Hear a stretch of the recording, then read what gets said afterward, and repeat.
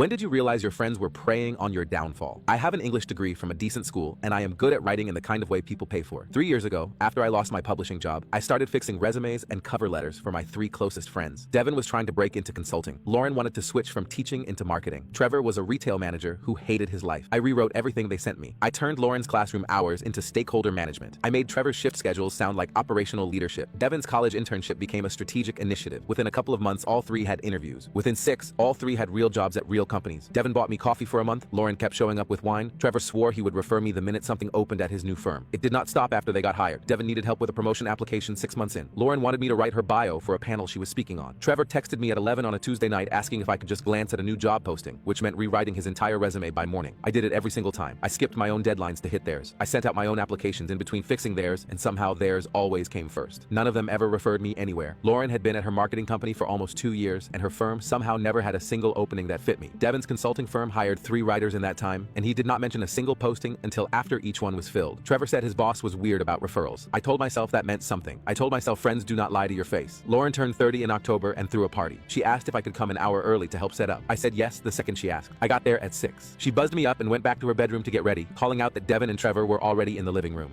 The back room in Lauren's apartment was set off behind a half wall. I could hear the living room, but they could not see me. I started unwrapping platters. Trevor was telling Devin something about his year-end review. Devin asked if he was going for the senior role. Trevor laughed and said yeah, but his resume was still garbage and he needed me to fix it. Devin laughed back. Good thing he still got nothing else going on. Trevor said, I'm telling you, the day he gets a real job, we are completely screwed. Then Lauren's heels came out of her bedroom. She asked what they were laughing about and Devin told her. She laughed too. She said, honestly, I keep meaning to mention him to my boss, but every time I think about it, I'm like, if he gets hired here, he'll be too busy for my stuff. Trevor said, no, that's smart. We have to keep him hungry. Devin said, you're both horrible, but he kept laughing. I stood there with a block of cheese in my hand. I do not know how long. Eventually, Lauren walked into the back room and her face went through a whole sequence trying to figure out whether I had been there the whole time. I asked her where the toothpicks were. She told me. I put toothpicks in the cheese. I walked back out and said hi to Devin and Trevor like everything was completely normal. I stayed for 2.5 hours. I helped Lauren cut her cake. I told them I had a headache and I went home. Devin texted me at 7 the next morning. He needed his senior role application looked at before he submitted it that night. He attached 3 documents. I wrote back, I charge now. $200 an hour, 4-hour minimum, paid by Venmo before I opened the file. Devin called me. I let it ring. He texted, what is going on? I wrote back, I was in the back room at Lauren's last night, the whole time. He did not write back for almost an hour. Then, we were joking. You completely took it the wrong way. I did not respond. Lauren called at noon. I did not pick up. Trevor sent a long message about how they all loved me, how it was a stupid drunk joke. None of them had been drinking at 6 in the evening. I did not write back to him either. What I did instead was open Devin's 3 attachments. The application was for a senior content strategist role at his firm. The job description fit me better than it fit Devin. It actually fit me almost exactly. I closed Devin's documents and I opened my own resume, the one I had not updated in months because I had been too busy updating his. I spent the entire weekend on my own stuff. Friday night into Saturday into Sunday. I did not leave my apartment. I sat at my dining table and I looked at my resume for the first time in over a year and honestly wanted to close the screen. My portfolio site still had work samples from my old publishing job. My professional profile online still listed that job as my current role, 3 years out of date. I had not updated a single thing about myself in all that time. And the part that really got to me, the part that made me sit back and just breathe for a minute, was that I had been writing perfect, polished, beautiful resumes for Devin and Lauren and Trevor the whole time. I made their careers sound like movie plots. I picked the right words, I hit the right tone, I made hiring managers want to meet them before they finished reading the first paragraph. And my own profile looked like a rough draft I started and forgot about. I had been building everyone else's house while mine did not even have a door. So I started. I rewrote my summary. I rebuilt my work history from the ground up. I pulled in my freelance writing, my editing projects, the content work I had been doing on the side for 3 years that I never put on paper because I was always too busy putting someone else's work on paper. And the quality of what I was producing for myself actually shocked me. It was good. It was really good. I kept reading my own bullet points back to myself thinking, this person sounds like someone I would hire immediately. I had the skills, I had the experience, I had been doing the work this whole time. I just never pointed the camera at myself. It was a strange feeling, sitting at that table writing bullet points about my own career and watching them come out sounding better than I expected. Like I had forgotten I was good at this. I had spent so much time making other people sound impressive that I started to assume I was the one who was not. Saturday afternoon, I found the actual job posting for the senior content strategist role at Devin's firm on their public careers page. It was still open. I read every single line and my chest got tight because it was not just a decent fit. It was me. Content strategy, brand voice development, editorial oversight, cross-team collaboration on messaging. I had done every single one of those things either at my old publishing job or in the freelance work I had been building for 3 years. Devin had forwarded me the internal application template when he sent me his documents, which meant I had information a regular outside applicant would not have. I thought about that for a long time. Then I closed the internal template and pulled up the public job posting on the company website, the one anyone could find. Through the front door. No inside track, no shortcut, no one able to say Devin handed me anything. If I was going to get this job, it was going to be because my application was better than everyone else's. Sunday evening, Mateo called. Mateo is my oldest friend outside the college group. He is the kind of person who checks in without making it weird, just calls to talk, asks how you are doing, actually listens. I told him everything. The party, the back room, the cheese platter, Trevor saying they needed to keep me hungry, Lauren admitting she avoided referring me so I would stay available. Devin laughing along with all of it. Mateo got quiet. Not the kind of quiet where someone is thinking of what to say. The kind where someone has been holding something in for a long time and the lid just came off. He said, I've been wanting to say something for 2 years. Every time we hung out, you were on your laptop doing their stuff. I asked you once if Devin had ever sent you a job link and you changed the subject. I remembered exactly when he said that. We were at a burger place and I had Devin's promotion materials open on my phone and Mateo looked at me and said, has Devin ever actually tried to help you get a job? And I changed the subject because I did not want to think about the answer. I told Mateo he was right. He said, then see it now and stop answering their calls. That hit me in a way I was not ready for. Not because it was mean, because it was honest. And because Mateo had been watching the whole time and I had been too busy being useful to notice that someone actually cared about me without needing something in return. Monday morning, I woke up to a voice message from Trevor, almost 4 minutes, softer than his texts. He said he felt terrible, that the keep him hungry comment was the worst thing he had ever said about someone he cared about. He said he wanted to meet for coffee, just the two of them, no Devin, no Lauren. Then his voice got lower and he said, I need to tell you something they don't know I'm telling you. I sat on my bed and stared at that message for 10 minutes. Out of the three of them, Trevor was the one I wanted to believe. He was the one who came from the least. He knew what it felt like to be stuck. I almost texted him back and said, let's get coffee tomorrow. But something told me to wait. So I texted him, what do you need to tell me? The typing dots went on for a while. Then, did you apply to Devin's firm? I read it twice. I read it a third time, and there it was. Trevor was not apologizing. Trevor was scouting. He wanted to know if I had applied because Devin wanted to know. The whole voice message, the soft tone, the worst moment of my lifeline, the request for coffee. All of it was a way to get me to let my guard down long enough to answer one question. I took a screenshot of the whole exchange and sent it to Mateo with no caption. He wrote back in 30 seconds. That's all you need to know about Trevor. I put my phone on silent and went back to my application. I worked on it until 3 in the morning. I read every line out loud. I checked every word. Monday morning I hit submit. I uploaded everything through the public careers portal, my updated resume, a cover letter I had rewritten 4 times between midnight and 3 in the morning, 2 writing samples from my freelance archive, polished work with my name on it and nobody else's fingerprints. I clicked the button and watched the confirmation page load and just sat there with a cup of coffee I had barely touched. For the first time in 3 years, every word on that page was about me. Around 2 that afternoon, a group text came in from Lauren. She had sent it to the whole chat, the one I had not said a word in since the night of her party. Her message said, can we please just talk about this like adults? I talked to my boss today and there actually might be something opening up on our content team. I was going to bring it up this week anyway. 2 years. In all that time, through all the resumes I rewrote for her, through all the bios and panel descriptions and performance review bullets I helped her polish, there was never a single opening on her team she thought to mention to me. Not once. And now, the exact same week I stopped being free labor, the exact same week I tell them I charge $200 an hour, suddenly there might be something and she was going to bring it up this week anyway. I almost laughed. I did not respond. About an hour later, Devin texted me privately. The tone was completely different from anything he had sent before. No, we were joking. No buddy-buddy language. It said, I heard you might be applying to my company. I don't know what you think that's going to accomplish. The hiring manager on that team is someone I work with every day. I'd think really carefully about this. I read it twice. It sounded like a threat. Devin was not saying outright that he would go to the hiring manager and trash me. He was saying, I have access and you don't. I sit near this person every day and you are just a name on a screen. Think carefully. I called Mateo and read it out loud word for word. After a pause, he said, save that text. Save every text. If he actually tries to interfere with a hiring process, that is not a friendship problem. That's a professional problem. Then he said, you make your application so good they can't ignore it. That's what you've been doing for everyone else for 3 years. Do it for yourself for once. That night around 9:30, a new email came in from Devin's firm. Subject line, interview invitation. I opened it and it was real. 3 time slots to choose from for the following week. Someone at that company had read my resume and cover letter and thought, we want to talk to this person. The resume I rebuilt from nothing over 1 weekend. The cover letter I rewrote 4 times. The writing samples I almost did not include because I kept second guessing whether they were good enough. My phone buzzed while I was still processing it. Devin again. Just so you know, I withdrew my application. But that doesn't mean I'm okay with this. Devin withdrew. The same Devin who had been working toward this role for months. He pulled out, and I knew why. He knew that without me polishing his application, without me picking the right words and making his experience sound better than it actually was, his materials were not strong enough. He had never submitted anything I had not touched. Not once in 3 years. I did not text him back. I saved the message, picked the earliest interview slot, and confirmed it before I could talk myself out of it. The next 5 days, I treated that interview like it was the only thing that mattered, because it was. I read every page on the firm's website, their blog, their case studies, their leadership bios, the way they talked about their brand, the tone they used across every piece of public content. I wrote out answers for every question I could imagine, including the hard ones about why I'd spent 3 years freelancing instead of working somewhere full-time. Then Mateo got on a call with me and drilled me for almost 2 hours. He asked the easy questions first and then pushed harder. He told me to stop mentioning helping my friends and to tell them about my freelance clients, the content I built, the brands I worked with. Every weak answer he called out, every strong one he confirmed. At one point, I stopped mid-sentence and said, I don't think anyone has ever spent this much time helping me prepare for something. He said, you've been writing other people's futures. Go write your own. The night before the interview, Lauren called. She was crying, just the quiet kind where you can hear someone trying to hold it together and failing. She said she did mention me to her boss once, about a year ago. Her boss said my resume was too thin. She did not tell me because she did not want to hurt my feelings. I was quiet for a long time. A year ago, she mentioned me to her boss, and the answer was that my resume needed work and she never told me. She never came to me and said, let me help you fix it the way you helped me fix mine. She just kept that information to herself and kept sending me her stuff to rewrite, long enough that she said my name to check if I was still there. Then I said, my resume was too thin because I spent every free hour building yours. The line went completely silent. Not hung up, just quiet. I could still hear her breathing. She whispered, I'm sorry. I believed her. But believing someone is sorry sorry and believing they understand what they did are two different things. I said, I believe you're sorry, but I don't think you're sorry for the right thing. And I hung up. The next morning I drove to the firm. The hiring manager came out to meet me on the 4th floor, and we sat across from each other at a clean table. She did not ask where I saw myself in 5 years. She asked about my writing process. She asked how I approach content strategy for a brand that does not have a clear voice. She asked about editorial oversight and giving feedback on other people's writing without killing their confidence. I answered every question with real examples. My freelance work, my publishing job, projects I had managed, pieces I had written, strategies I had built from nothing. Every answer I gave came from something I had actually done, work that had my name on it and had produced real results for real clients. I did not mention Devin once. I did not mention Lauren or Trevor. I did not reference a single word I had written for anyone else. About halfway through, she leaned back slightly and said, "Your writing samples were the strongest we received for this role." I kept my face calm, but inside something clicked into place like a bone that had been out of its socket for a long time, finally going back where it belonged. The work was always mine. The talent was always mine. I just kept giving it away for free to people who told me they loved me while making sure I never had a chance to use it for myself. I drove home and found a voicemail from a number I did not recognize. It was Rose, someone I knew loosely from a professional networking group. Her voice was careful. She said someone named Devin had reached out to her asking whether I had been let go from my last job for performance issues. She told him she had no idea what he was talking about and that I was one of the sharpest writers she knew. Devin was not just mad. He was going around to my professional network trying to make me sound like I had been fired for being bad at my job. That was not a bruised ego. That was someone trying to make sure I failed. I sat at my dining table and opened a document. I wrote down everything that had happened since the night of Lauren's party. The conversation I overheard. Every text. Trevor's fake apology and his real question. Devin's threat. Devin withdrawing. Devin reaching out to Rose. I dated everything. Included screenshots, saved it, emailed it to myself with the subject line documentation. Then I closed the laptop and I waited. 3 days later, the firm called. The hiring manager offered me the senior content strategist position. She said the salary, and I had to stop myself from repeating it back because it was more money than I had ever made at any job in my life. She said, "Your interview was outstanding and your writing samples were exactly the voice we've been looking for." I said yes right there on the phone without asking for time to think about it. After we hung up, I called Mateo. He picked up on the first ring like he had been holding his phone waiting. He said, "Well?" I said, "I got it." He yelled loud enough that I had to pull the phone away from my ear. For the first time in weeks, I actually smiled. My first week, I kept my head down. I learned the systems, met my team, stayed focused, and did the work. Devin was not at the department meeting where I was introduced. A co-worker mentioned afterward that Devin had transferred to a different division about 2 weeks prior, right around when my application came through. The following week, a senior leader named Carlo stopped me in the hallway. He told me someone internally had raised a concern about my candidacy before I was hired, said I might not be a reliable hire. HR looked into it, found nothing to support the claim, and the person who raised the flag could not provide any specifics. Carlo said the person had been formally warned about misusing internal channels. He wanted me to know my record was clean, and the team had wanted me from day one. I thanked him, walked back to my desk, and just breathed. Then I pulled up the group chat for the first time since Lauren's party. Dozens of unread messages. The early ones were defensive, all 3 of them saying I was overreacting, that it was a joke, that I was blowing it out of proportion. The middle ones got softer, Lauren saying she missed me, Trevor saying he just wanted to talk. The recent ones were just Lauren and Trevor going back and forth, talking about me like I was already gone. The last message was from 2 days before. Trevor wrote, "I think he's actually done with us." I read it. I closed the chat without typing anything. That evening, Devin sent one more private message. "I heard you got the job. I know I messed up. I don't expect you to forgive me, but I wanted to say congratulations. You deserve it. You always did." I read it 3 times. I thought about the Devin who bought me coffee every morning after his first offer. The Devin who sat in Lauren's living room and laughed and said I had nothing going on. The Devin who went to Rose and tried to spread a lie about my work history. All 3 were the same person. I typed 2 words. "Thank you." I sent it. Then I muted the conversation. 6 months later, I was settled in. I had been promoted once already and the work felt right in a way nothing had in years. Mateo came to visit and we went to dinner near my apartment. About halfway through the meal, he asked if I ever talked to any of them. I told him Lauren had sent me a birthday message a few weeks back. I said thanks. That was it. Trevor had unfollowed me on everything. Devin still worked at the firm, but we had never spoken in person. Not once. And I saw him in the building sometimes. I looked down at my plate and then back at Mateo and I said, "I spent 3 years making sure everyone around me looked good on paper. The whole time I thought that was what friendship meant. Turns out I was just cheap labor with feelings." Mateo nodded and was quiet for a second. Then he said, "And now?" I looked at him across the table and thought about the answer for a moment. About my resume sitting untouched for 3 years while I built everyone else's. About the back room at Lauren's party and the block of cheese in my hand. About sitting alone in my apartment that Sunday night clicking submit on an application that had nothing on it but the truth about me. I looked at Mateo and said, "Now I write for myself."